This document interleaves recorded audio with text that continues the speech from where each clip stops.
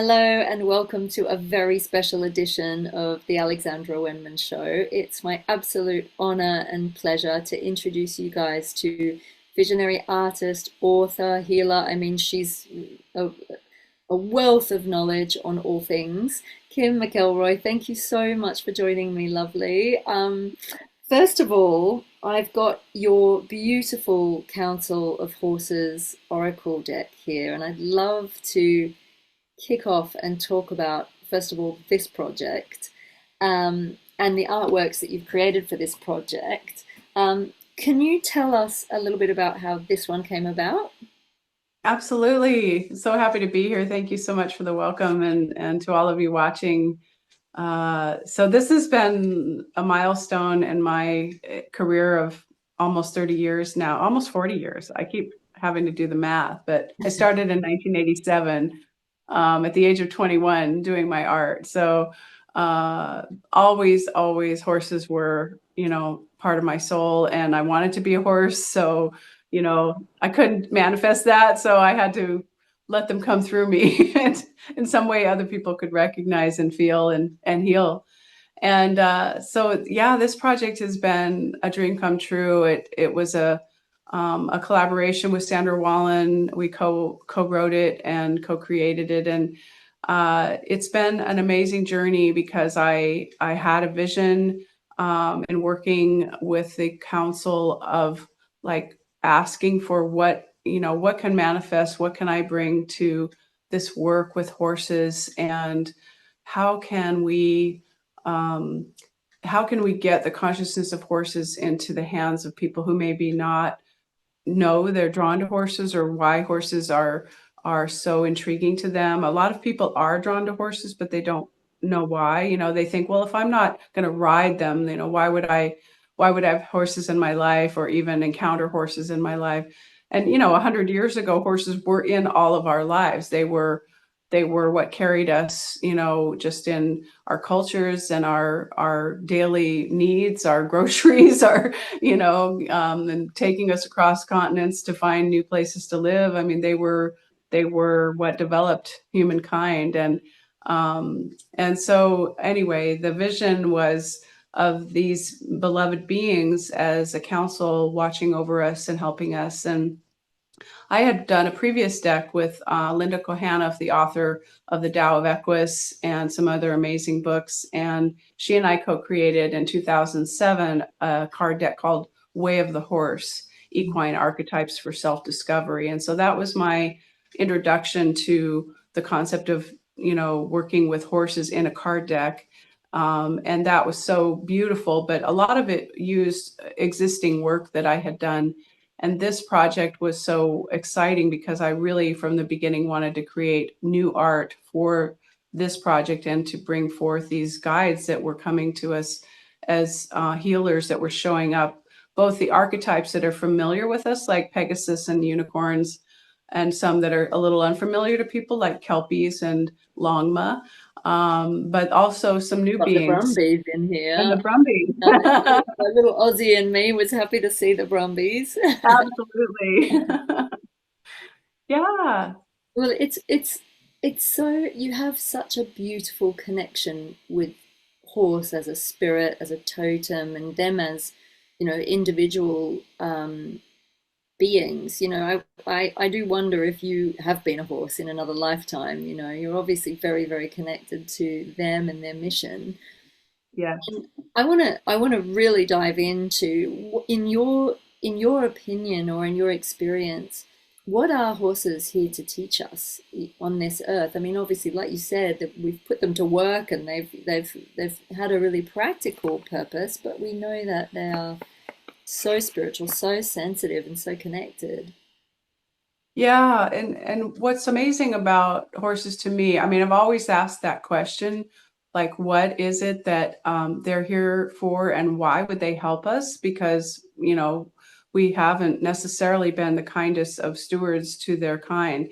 And it's amazing that they're still willing to co-create with us because it's just in their DNA, literally. I mean, they just are born to assist, to bring things into harmony, to be in a herd, whether the human is in their herd or whether it's another horse. That's who they are. They try to find a way to make everything harmonious and in relationship. So I think that probably their biggest lesson in my mind is that they teach about, relationship and how we can be in balance with others. And, we've got billions of humans on this planet that are at odds. And so, what can we learn from that about co-creation, harmony, balance, and the environment, including the environment and nature in all we do, so that everything is considered, not just our own needs. And when allowed to live in harmony in an environment that supports them, horses are actually beneficial to the environment.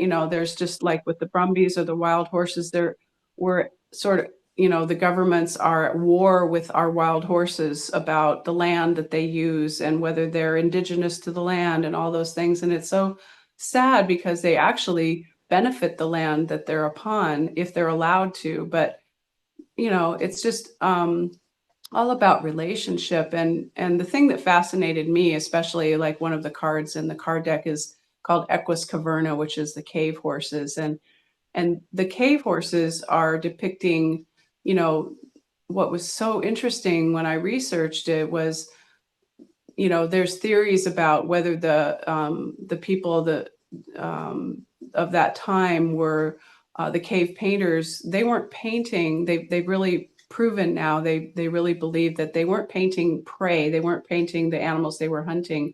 They were painting the animals they wanted to emulate or as totemic symbols of what they wanted to embrace. And horses were almost like the top 30% or 40% of the animals that they painted.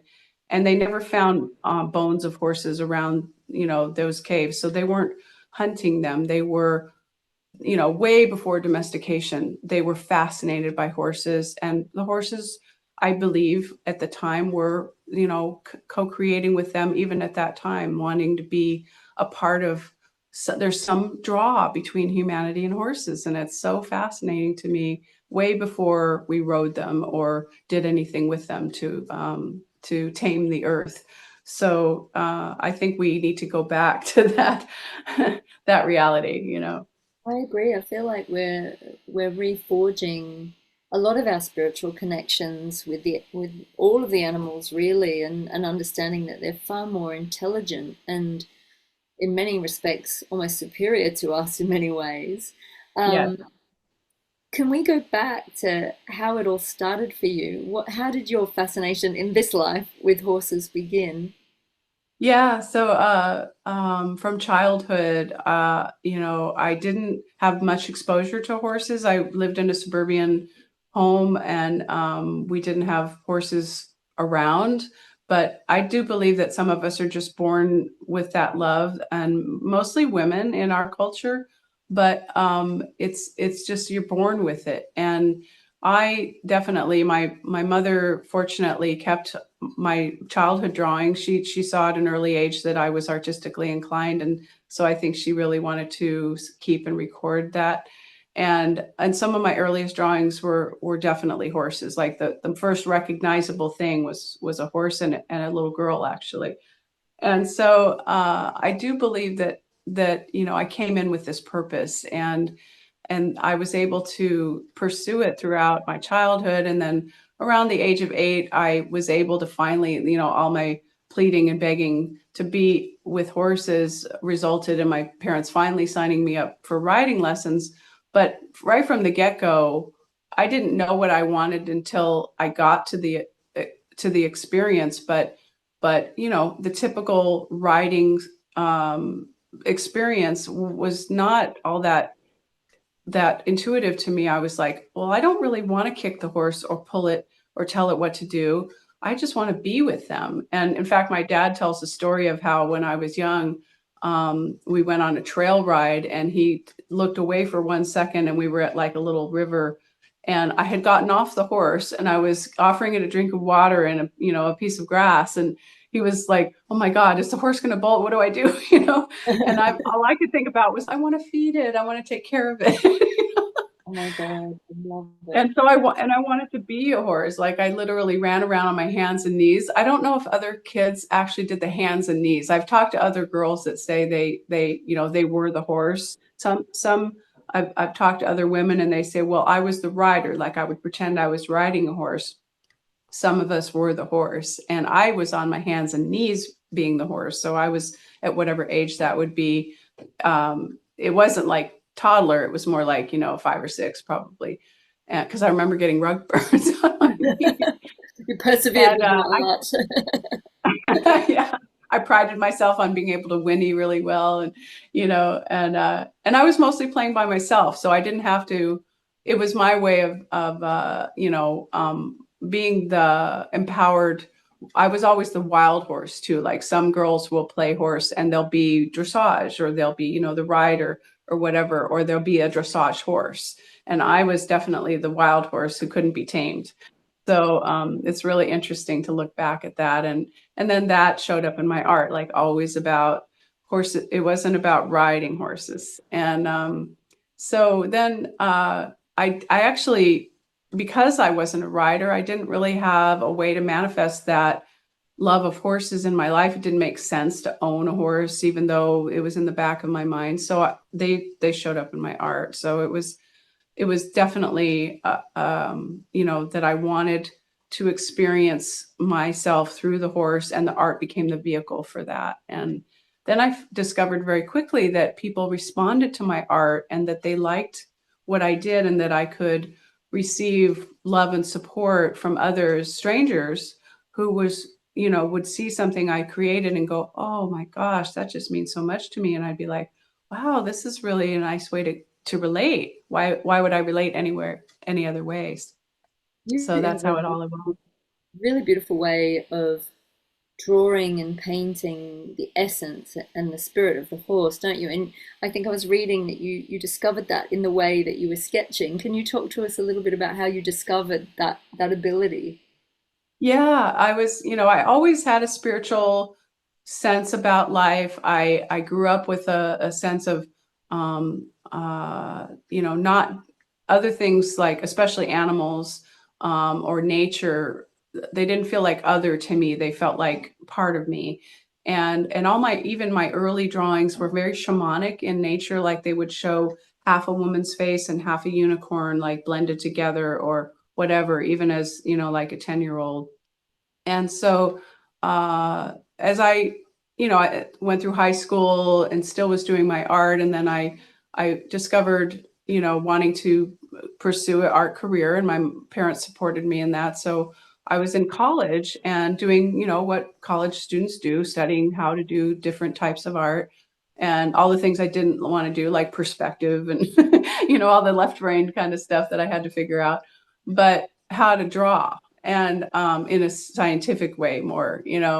And however, the kind of expressive side of it was, fortunately, my college taught a class called Drawing on the Right Side of the Brain by Betty Edwards. It's a book people can find. It's a wonderful book. It teaches everyone how to draw, because it's as much about seeing and eye-hand coordination and how to see something as it is to, that's how you learn to draw.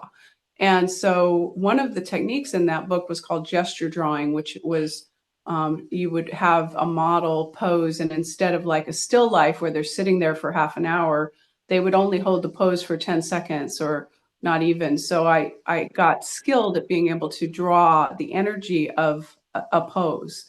And then that summer of my 2-year college pursuit of art, I was visiting some family friends who had horses, and I probably hadn't been in the presence of a horse for a couple of years at that point. And so we went to visit, and I was going to fill my sketchbook and do my homework, and I was excited to be with the horses, but they were napping and they were in the stall, and I was like, well, I could draw them, but it's like a still life, right? It's just like it could be an orange for all it mattered, in terms of, I didn't really know how to tune into that energy of rest. So I was like, well, it's not exactly artistically, how do I draw that? So Fortunately, the experience was that our friend Geska, who owned the horses, she was an artist herself, so she must have intuitively sensed there's something needed to happen. So she said, "Would you like me to let them out in the arena?" And I was like, "Whatever that means, okay." And looking back, I realized that it's astonishing, but at that age of 20 or so, I had never seen horses at liberty before. I'd never maybe on a movie, but I'd never been in the presence of horses running at liberty without a human handler, without lunging them in a circle or taking them for a walk or telling them what to do. And so for three Arabian horses to be exploding around me in pure joy with their tails up in the air and their heads, tossing. And I was just astonished at all the energy. And then I was like, how could I even imagine drawing that? And that just, I just had to get really quiet inside myself and think it's almost like that experience of, you know, becoming the eye of the storm. I've never described it this way before, but that was the feeling, like here's this energy swirling around me, and I just got really quiet and I just started to draw the feeling of it rather than what I saw, because I couldn't take a picture with my mind. I'm not I can't have photogenic or photorealistic images. So I just started drawing the quick lines like I'd been trained to do, like I knew how to do that. And a bunch of drawings just evolved onto the paper, beyond my conscious, application of it. And the moment passed by really quickly, but then I had, what remained was these what looked like cave paintings. They were the spirit on paper. They were lines, not three-dimensional, not forms, but they were like spirit. And I was like, wow, these are really different. And then Geska, our friend, was like, she looked at them and she said, those are really quite unique. And that is that one Hala? And I said, how could you recognize him? He's just a few lines. It looked kind of horse-like, but it doesn't have the same, realism. And she said, it just feels like him. And those few sentences changed my life, because not only had I had that experience with the horses, but her reflection of seeing something that I had done that had a meaning for her. And it all came together and I went, this is who I am and this is what I can do. I love them. Looking at them, you can feel the movement, you can feel the essence. And to me, I guess as a personal totem, I always think of horses as freedom, freedom or swiftness. And I feel like you've really captured the essence of that freedom, the archetypal essence of that freedom in those Thank beautiful you. sketches. They're so lovely. And you sell these sketches now, don't you? People can actually buy them off you. Yes, I do a range of types of styles now. Those sketches evolved into more realistic work, like the piece behind me, but the essence is always there. So that experience and what I learned through the spiritual work that I've done is always about becoming the creature, becoming the horse, becoming the raindrop, becoming whatever is depicted in nature in the painting, so that people feel like they can actually step into it, whether it's a more abstract piece like a spirit sketch, or a more, three-dimensional fine art piece that you can actually touch every hair on the horse. And so yeah, I sell my originals and prints and the card deck, and so it's been quite a journey. And actually, one of the pieces I'm going to share with you today was kind of the next layer of that, which was almost explaining to me personally, and also to the reader in the Council of Horses Oracle, about why we're drawn to horses, and that the archetype of the horse is a willing participant in that dialogue, and that they carry some of this. We began to receive these messages from these horse beings, like we carry some of humanity's awareness of us. It's almost like a mirror, like the horse is, saying, I'm a mirror for humanity and you are a mirror for me too. It's not just a one-way mirror. Amazing. Shall we have a look at some? Sure. Shall we show the viewers? Yeah, I'd it's hard to love to. talk about without looking, right? Yeah, no, we need to see them really. So I'll turn my camera around. We're actually in my studio, so you can get a little glimpse of Oh, my look, environment. how beautiful. I love the way you've decked it out. Thank you. It's my I'm so excited. We built this house about 10 years ago and it's my dream studio. So you can do a little studio tour, which not a lot of people get a glimpse of. And so this is the sketches that if you can see, there's a little reflection, but this was the first page of what happened that day with all these little, lines and forms and the sketches that formed these what I call spirit sketches now. Oh, And stunning. that was the very beginning of the concept and the feel. And then things started to evolve. This was like a little bit later, maybe a couple years later, I started doing a little more realism. But my feeling was what discovered the collaboration started was the pastel chalk. So these are my pastels. They're chalk. They're not chalk, but they're a dry medium, and so they have this beautiful tactile feel. They come in a million colors, and they're the perfect medium for me because they go right onto the paper and they have a spontaneity about them that doesn't require mixing paints or getting very technical. They're just already there. And look how And to unique me, they are. You've used them right down to the nubbin. You I can tell have. how loved they are. Exactly. People go, how do you draw with that?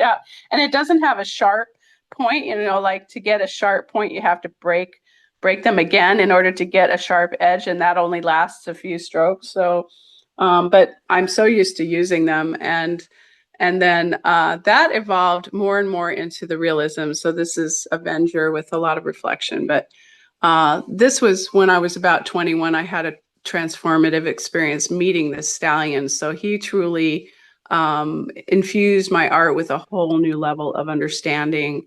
And so then going back, so this is the cave painting piece in the Council of Horses deck. And this also depicts, not only the cave art that was done traditionally in the caves that I did sort of an amalgamation of some of the cave drawings, but then my interpretation of these were the horses of that time, kind of the spirits coming into the painting that was drawn by the human hand, and then the Like they're cave itself. coming, they're coming in through the walls, aren't they? Yeah, I've yeah. seen cave And paintings. in the firelight, like what one of the beautiful things I've researched is that there's an effect, I think it's Leonardo da Vinci effect or something, where they one of their theories is that they probably depicted, they saw shapes in the rocks cast by the firelight, so the shadows in the fire would form a shadow that they would say that looks like a horse. And so that was part of the artistry of that time. And that's what I do in my art. Like, I'm spinning you around here, but I have a series called Horses in the Elements. And this is one of the pieces called Bonfire.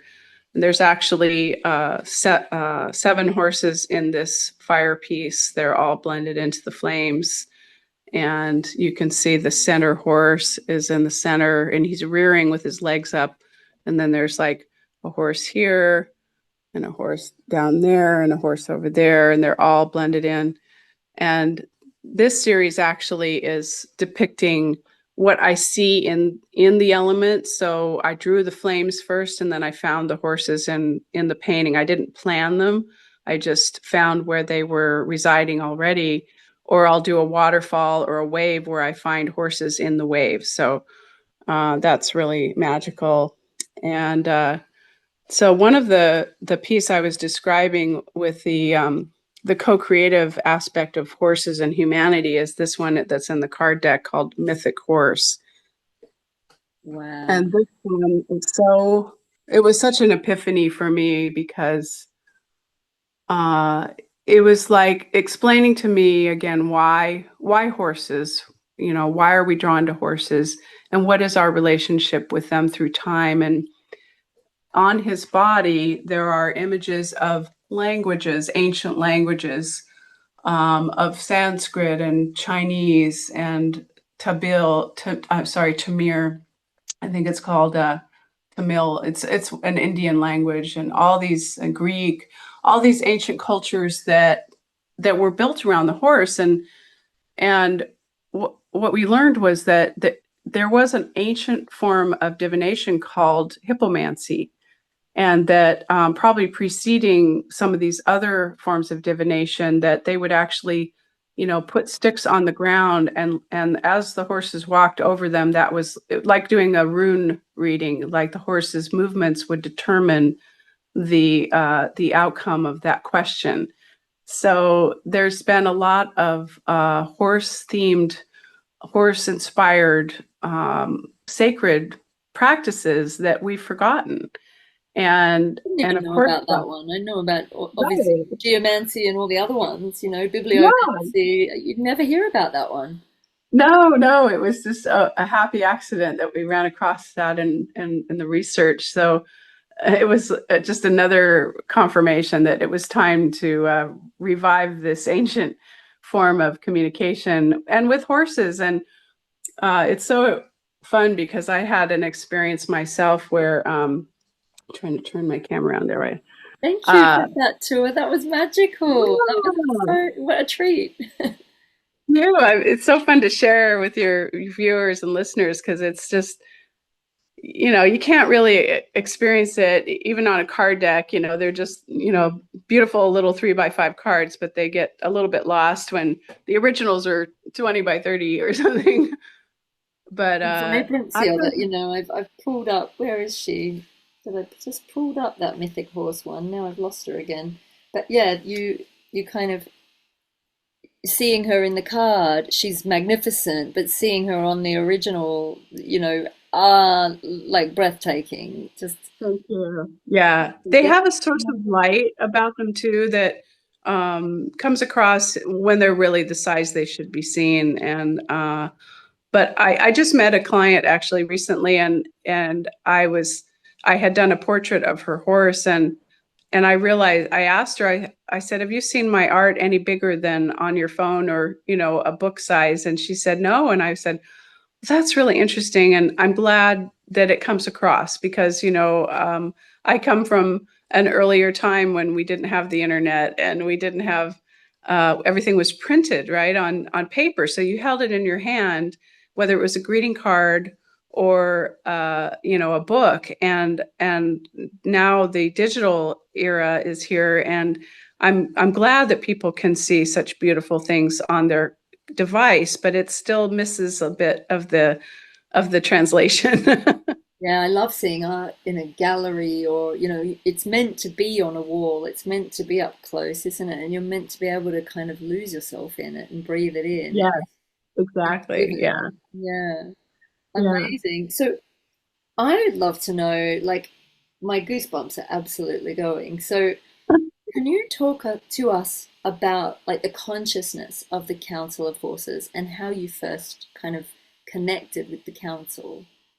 Yes. Let me get my phone back on here so I can think about that. So yeah, so the very first encounter was, as I mentioned briefly, that I went into meditation and I was asking for like, what is the work to be done here? And I received years ago when I first started conceiving of, I took a shamanic workshop, and I was determined. I was like, if it's if my totem is a horse, I'm probably making it up because it would just be too obvious. So I'm just hoping that I know what I'm doing, and of course it was a horse. It was a white winged horse named Messenger, and there's a whole story about that. But I began to recognize like what was true for me and what was my imagination. And usually it was, just a matter of really tuning in with what is the message here. And so when I asked this question of what work was to be done, another being that I had encountered in my years of doing this is named Akashgawa, and he's in the deck as well. And he is a horse that appears to me like blue sky with clouds, and he's almost invisible, but I can feel him somatically when I tune in with him. I can touch him and I can go into him. It's such See an him. amazing journey. And so he joined me and he took me to this place, and I beheld this horse that was in the woods, and this red mane with the light hitting it. And he was like, follow me. And I followed him, and we went into a clearing, and here was this feeling of counsel. And I came out of that meditation like, this is something to attend to. There's something important about this. And that horse was Red Bear, who's also in the deck. So all of that was then, how do we interpret that? How do we, write about that and come up with a conversation and dialogue with the reader, who is some unknown person who's going to read this, years from now, that what can this horse speak to them? And I've always done that anyway. Like from the very beginning of showing my art, I wanted people to take the time, even in a trade show or whatever event I was at, to get still and hear that message from this horse. So I would write poetry, or I would share poetry that was already written about the horse, so that people would stop in their rush to move on to the next thing and really pay attention to this horse as a messenger. And so each of these horses began to appear as symbolic creatures, and then some of them we would research, like what is a kelpie, and how can a kelpie, which is a very kind of a frightening archetype when you look into it. A kelpie is a being that will devour a human underwater. And it was like, whoa, how are we going to write about that? But who is it really? Why did they get this reputation? Where is this being coming from? And what is that archetype? And what is that being? Because to me, the archetype is a historical reference to something that has been in human consciousness, and yet it is also, to me, a being. It is something that is has a presence and a consciousness of its own, regardless of human creation. And the Mythic Horse was an epiphany, because this was not a being that was in history books, but it appeared to both Sandra and I as we both were meditating about this question that we had about horses and human, and where does our consciousness meet? And that's the being that showed up. So that taught me that, there must be archetypes that we aren't even aware of, that will show up as guides when you ask a question, you know. And you're obviously such a channel for them, and so you started to talk about some of the different, I guess, mythical depictions of horses. And obviously we know Pegasus and unicorn, and you've just mentioned the Kelpie. Are there other ones in the deck that others won't be as aware of that you'd like to talk about? Yes, I mean, we could have written, and hopefully down the road there may be more, because there's countless human cultures that celebrate the horse in so many beautiful ways that I would have a lifetime to paint and write about. In the deck, what we managed to coalesce down to was the ones you mentioned, who are also not like the message for them for this deck, from them for this deck, might be different than people expect. Like unicorn was not just, dream beautiful dreams and follow your dreams, or see the magic in something. In this case, it was about forgiveness and betrayal, and forgiveness, in that order, actually. And so there was another deeper story underlying the magic. And but there's Longma, which was the creature that in Chinese mythology carried the actual was the creature that brought the I Ching on its scale. So it's a dragon horse. And that was fascinating because I didn't know the creature, but I had always felt like there's a connection between dragons and horses, and I couldn't figure out why I felt that. And then here's this archetype that is known in Chinese mythology, and it is about leadership, and they would only appear in when there was a reign of a beneficial leader, a good leader, and they walk on water. There's these properties that are identified, and let's see, so This is not a as card well. deck. It's like a spiritual encyclopedia of amazing mythology and knowledge. Yeah, yeah, and like I said, some of them created their own mythology. So, like Extenebris Lux is a herd of gray horses, and they come from the storm clouds, and they're all the colors of the rain and the storm. And that was because most white horses that you see are gray horses to begin with. They're born black and they gray as they age, and then they become white. There's only some white horses are albino, essentially. They're born with pink skin, but most white horses are born black. So that's in itself such a beautiful metaphor of aging, and how do we define ourselves by our color, or that kind of thing. Gandalf, So there was, Gandalf the Grey to Gandalf the White, isn't it? That right. letter Yes, exactly. appreciation. Yeah, yes. And Pegasus, of course, is about creativity. He's always in a lot of interpretations about you know not only his incredible beingness and the power of flight, which is a bit improbable for a heavy horse, but also he carried heroes to their tasks. But he was born of Medusa, and Medusa has her own mythology about, she's not what people think of with just the Gorgon of the snake headed woman and turning men to stone. She was a goddess before that was turned into that creature because of, It's not so without reason. right. And She there had was a good reason. empowerment in that. Yeah, yeah.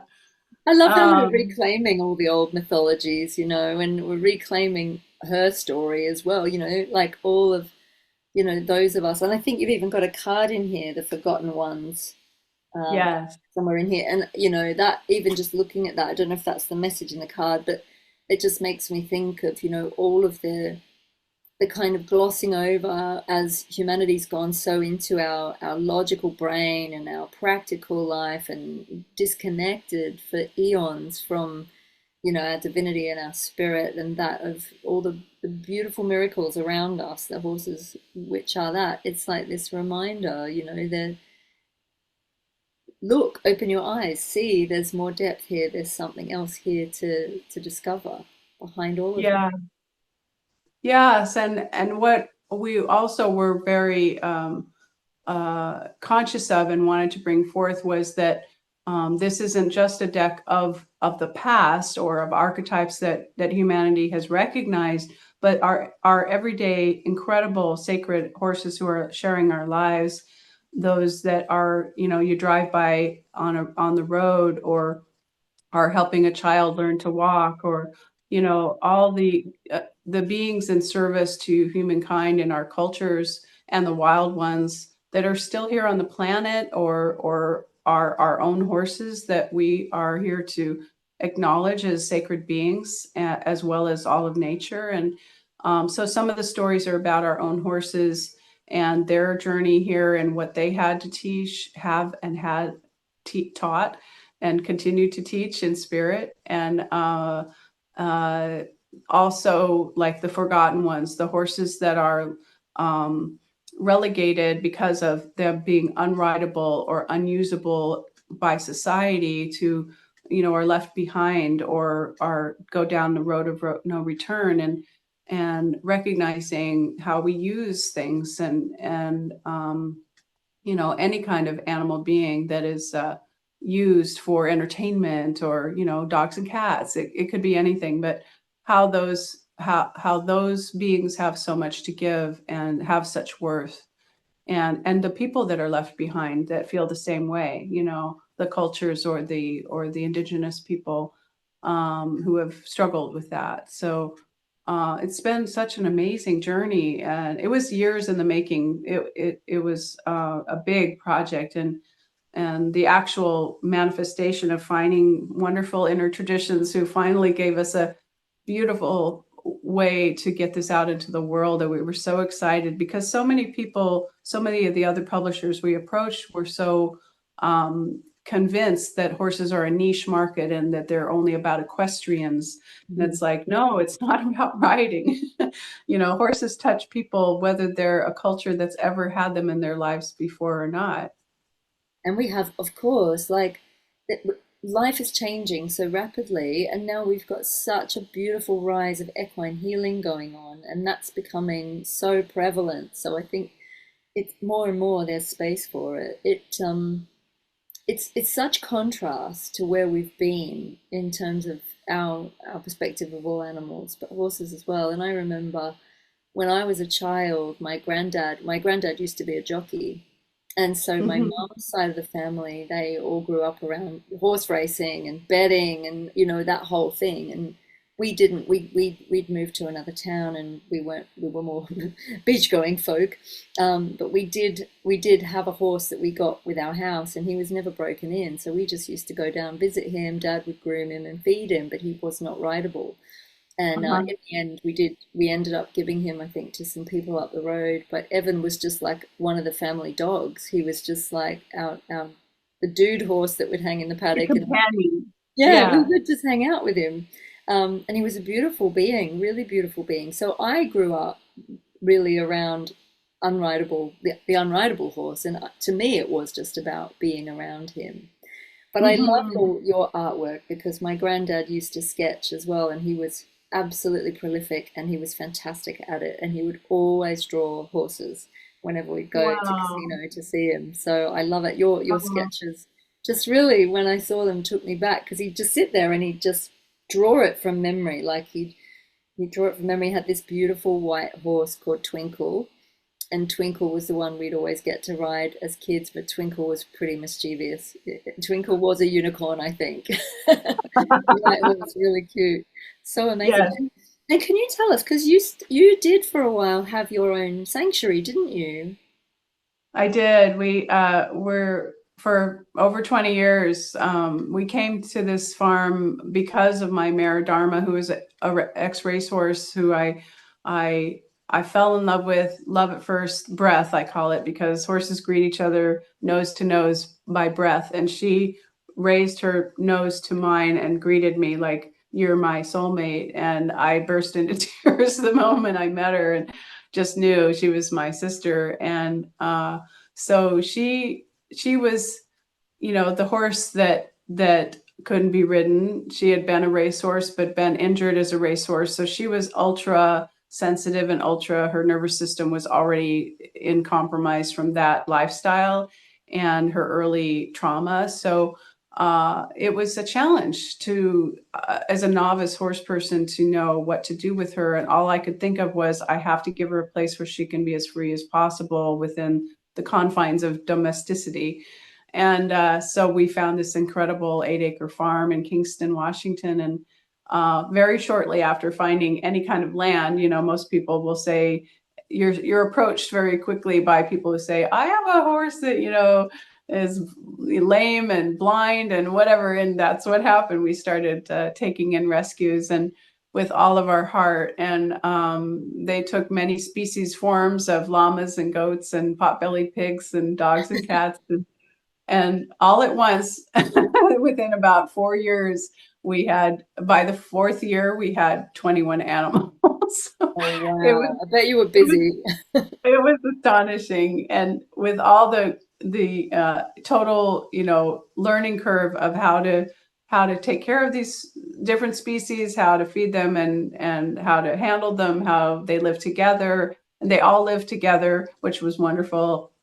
and then, how to deal with the health issues, which inevitably follow whenever you have an animal, especially rescues, who tend to have challenges as well. So it's been an incredibly rewarding and profound journey of love and loss and beauty and heartache, and all the horses have passed now. In fact, my mare Dharma, who is the guide of all of us, passed while we were creating this deck, as did Sandra's mare Grace, was her heart horse and therapy horse.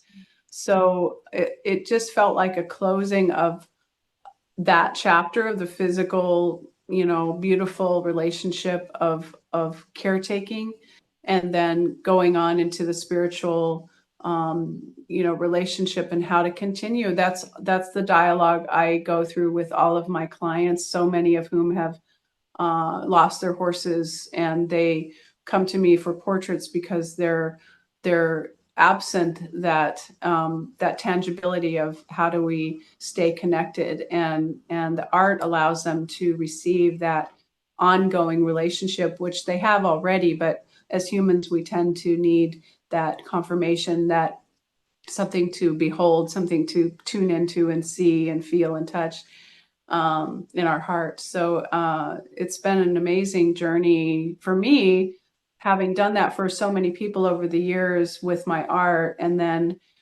with the deck, I was given the opportunity, kind of the excuse, which is ironic because I should have done it a long time ago, but it was really, I had done one other painting of her eye for the Way of the Horse deck, that's called Dharma's Reflection. And so for this card deck, I created Dharma's Path, and it tells her story of her, her nervous system and how she had to survive. And even though she was in a beautiful place, there were times where she was taken back to that fearful place. And all of us do that in different forms. So her message was about the end of suffering. Oh, bless her. Well, Mhm. well, I know, I'm sure she's still very much around you in spirit and pops in from time to time. And what an Yeah. absolute blessing for you to have known her and found her in this lifetime and connected with her. It's so beautiful. Yeah, absolutely. Can I ask, do you have any past life memories as a horse that you can share with us, or is it more just a kind of a knowing? I do actually, I have a shared past life. I don't know if it's past life. I've never defined if it's past life or if it's this lifetime. But I actually had some really profound experiences with Dharma, and trying to do healing work with practitioners for her one time. And through several synchronicities, I began feeling like we were linked, and I couldn't figure it out until I did a shamanic journey with a healer who was present at the time, who was kind of managing the energy and watching Dharma while I did the meditation. And it was one of the deepest experiences I've ever had, of a lot of grief. And what seemed to unfold, and it's like I can't make sense of it in the human world, but it felt like uh that we were twins in some form, whether it was human or horse, who knows, or just in the ether, you Soul know twins, maybe soul twin. like a twin flame, maybe where you're part of the same soul, because the soul can split, can it? Yeah. Mm. And the feeling was that I lost her in that form. Uh and in the grief over the loss, there was the equal miracle of the fact that here she was in my pasture, and that we found each other again. And there was just that full circle of, despite the loss, here we are again, and here we found each other. And so I felt that definite connection with horse consciousness through her and our union. And I've also had, partly interpreted by other, psychics and people that I've worked with, I've had incredible memories of the messenger that I mentioned, the horse with the wings that appeared in my shamanic journey. He was a being in the spirit realm that would welcome humans that couldn't work with like a human angel. They needed some other form of healing. And he asked me to be part of him for a time so I could understand what that was. And Mm. that explained to me why, when I was even little, people would say, you know, how can you draw horses? You're not around them, you don't know them. And I'm like, but I am one because I had been one in that form. And I also had been one in the context of people coming to him, me, us, as needing healing, and in that word, you know, nonverbal way. So to me, that was an interpretation of the answer of why my art can heal at that level, because it's that same experience of a nonverbal, energetic dialogue that's going on, that's between them and the art. Mm. What what do you feel the purpose of your art is in the context of our human ascension and evolution? I think that along the same lines as I was just describing, that my art allows people to remember home, like their true home, and the experience of it, because my intent in creating it is to offer a window into that consciousness, whatever I'm painting, whether it's a wave or a horse, which is mostly a combination of both. um, that it allows people to tap into that expansion and that timeless wisdom that doesn't have to do with personality or ego, or what we're manifesting on the planet. And so many of the horses, to me, I've learned through the process of doing these portraits, especially for people, is that when I tune in with the horse, they're just a portal, not just, but they are one of the ways in which we tap into consciousness, um, universal consciousness, in a way that opens our heart, I think, because they are love. And it's not anonymous. It's not, you know, it's one thing to have an experience of being one with the galaxy, for instance. And one of my recent portraits, called Cosmic Jewel, when I tuned in with her, she was the horse as the galaxy. And so our heart opens with the horse, and I've just got chills describing it, because I remember feeling it, and her owner said that's exactly what she did. She said, it's amazing that you received that insight, because that's exactly what she would do with me. She said, I would sit in the pasture with her, and she would take me places that I've never even imagined. And they were all this kind of cosmic connection. And I remember another mare called Ella's Transcendence. I wish I could show you all these while we're talking, but people can look them up on my website. Ella's Transcendence, she was a gifted therapy horse, but she struggled in her physical body. And despite that, you know, she still now in spirit is able to help people tap into this. And when I asked, who are you? The feeling was this vastness that I had a hard time coming back from. It was so beautiful. I was like, I just want to stay here. It was this galactic 360-degree experience of beingness, without any limitation and definition. It was just pure peace. And I just I just know that people uh, that really are looking for that. Not everybody will receive it if they don't know that's what they're looking for. They might, it's kind of like, you know, when you see a shadow out of the corner of your eye and you're like, is there something there? You know, like if they're not looking for it, they might not tap into it. But those who are sensitive or who love horses, who let their heart be open and let themselves be vulnerable, I think they can feel it. And I shared that art actually recently on my Facebook page, which, you know, it's always lovely to get wonderful comments from people that do or don't, you know, get through. But that post got like 8,000 people viewing it. And it was that work of art with, it was on Memorial Day in the US, which celebrates veterans.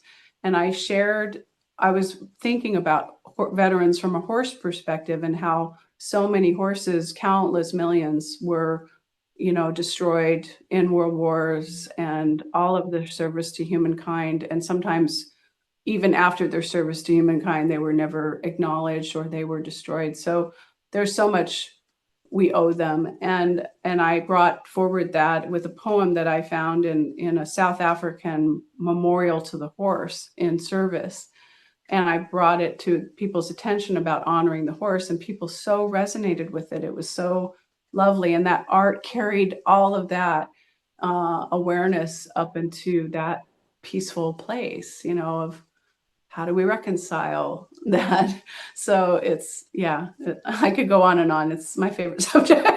You know, and that's the thing. I think we underestimate how many people do feel an affinity with them. You know, they are such, they're like embodied angelic cosmic beings, as you say, and you know, they they have so much to teach us. I love, you know, I love that you are such a beautiful conduit for their energy and their message.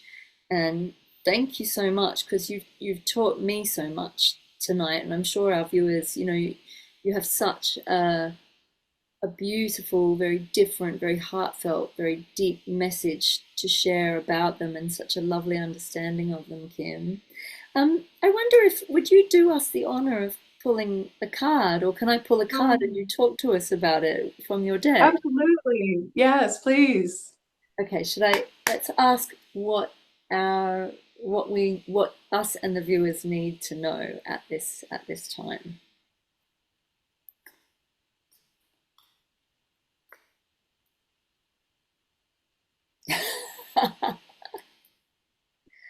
The crack horse. Oh, yay. And I That love is that so because we're funny. talking about nose to nose. Yes. Well, I almost pulled that art out to show you today because I thought he was actually raising his hoof, and I was thinking, oh, you know, I don't have that much time to show everything. I would love to show you, but yeah, there you go. there we go. But so obviously laughter is the best medicine. Can you tell Yeah. us about this card and the inspiration for this card?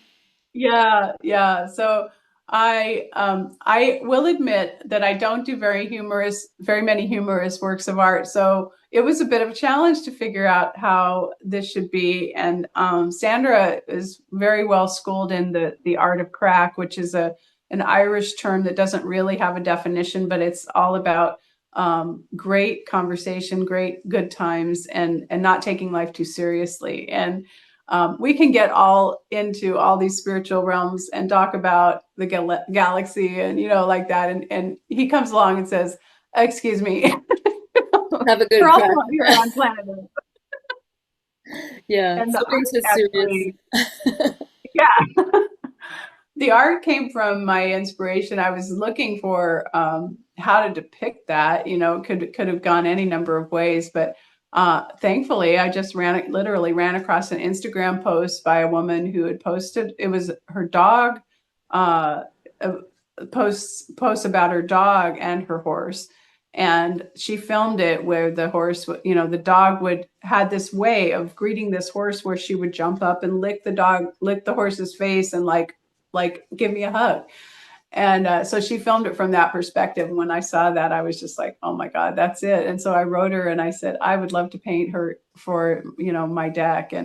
And she said, absolutely, you have at it. You know, so I love it because it, as I wrote in the card, you know, I said, it reminds me of like, when you're down on the ground and somebody tickling you, like you're looking up at the leaves and the horse, and even instead of being daunted, you're just completely giggling like a little child because it's so much fun.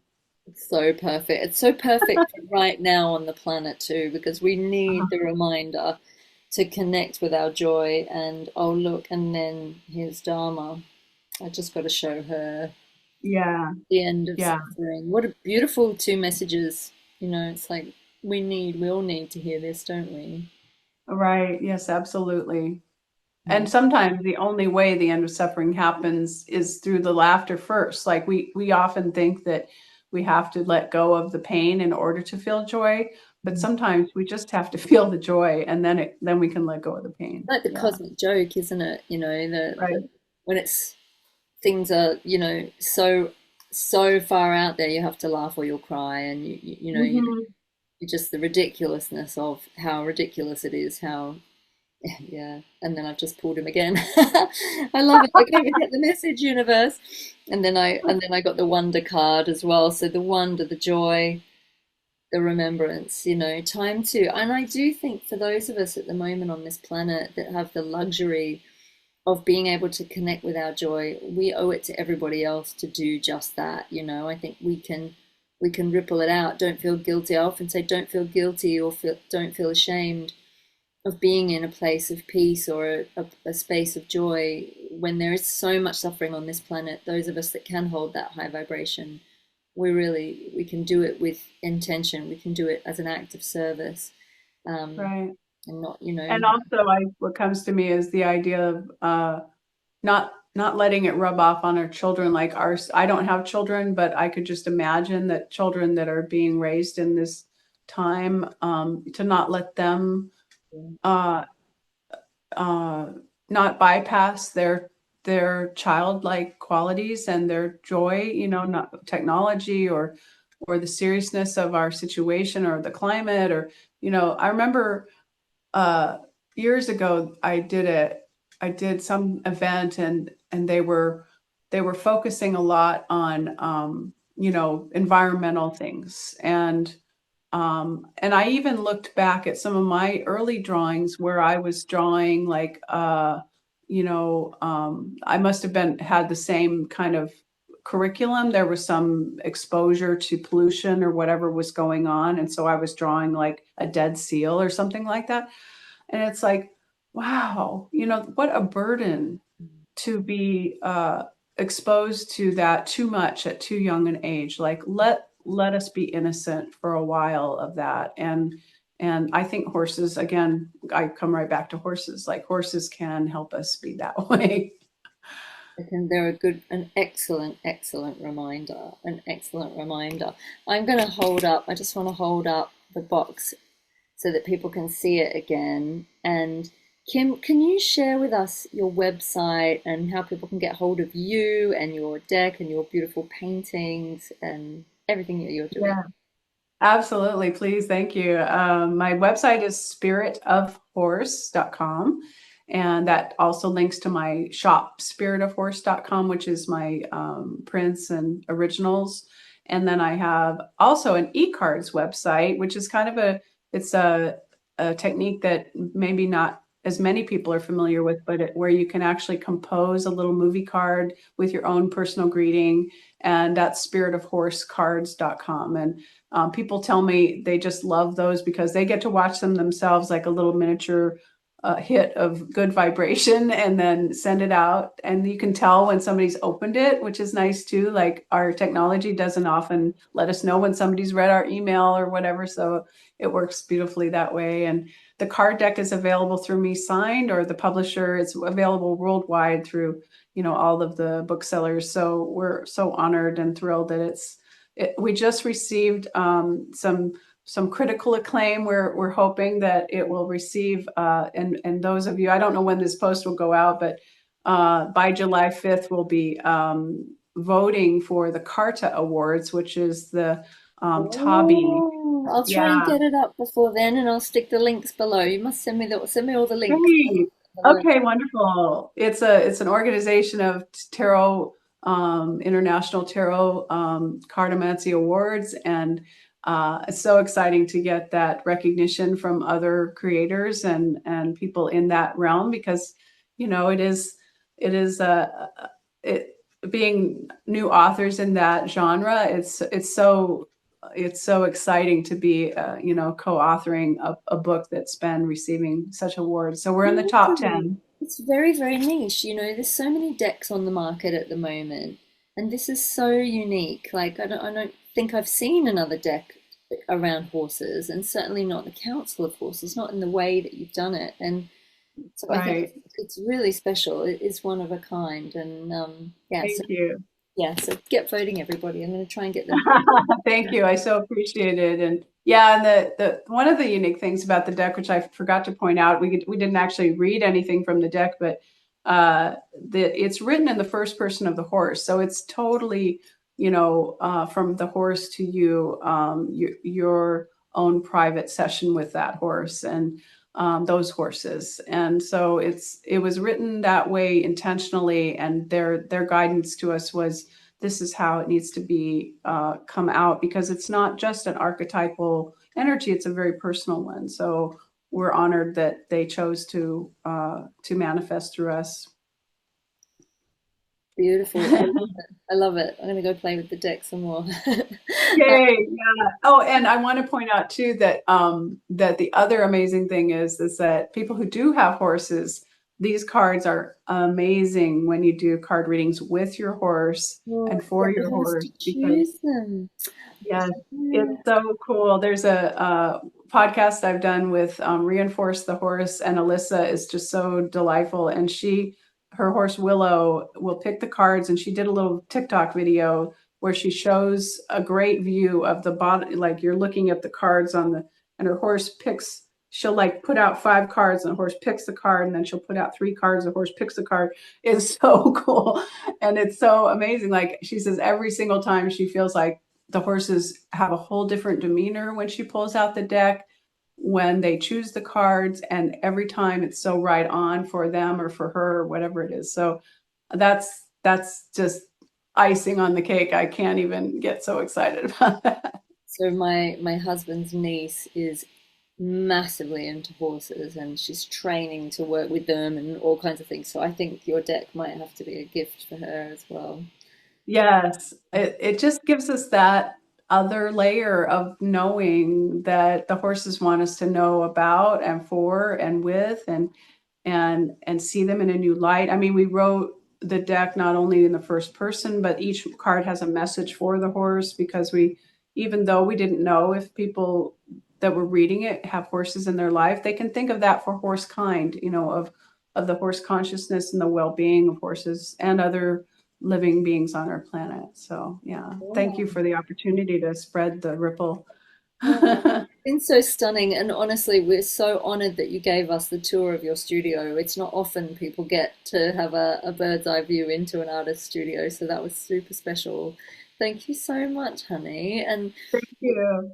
I hope you have a beautiful rest of the year. I know that you've got new beginnings ahead of you, and I wish you all the best for those new beginnings. And as we record this, we're on I think, a new moon. So let's see. You'll be spreading your wings far and wide, I'm sure. But and I'll be sharing this with everybody. It's just been a pleasure and an honor to speak with you. So thank you so Um, much, honey. Likewise, it's just been such a joy to connect with you, and to know that this message will reach those who really resonate and can receive this from the horses. Thank you. Thanks, Kim. Thank you, everybody. Thank you for watching.